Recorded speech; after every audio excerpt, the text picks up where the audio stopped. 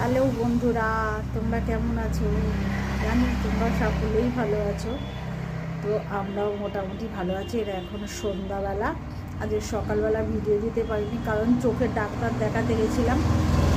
তো চোখের পাওয়ার বেড়েছে বলে ডাক্তার চশমা দিয়েছে। চশমাটা ওখানেই হসপিটালেই বানাতে দিয়েছি, আই হসপিটালে।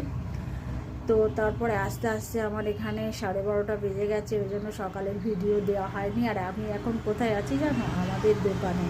তো দোকানটা বন্ধ ছিল গত 1 বছর, যেহেতু আমার শরীরটা খারাপ ছিল। তোমাদের আগেই বলেছি যে আমার একটা অপারেশন হয়েছিল, সেই জন্য আমি 1 বছর বন্ধ রেখেছিলাম, দোকানটা আবার চালু করেছি। তো সেই জন্য আমি এখন দোকানে বসে আছি, তোমাদের দেখাচ্ছি।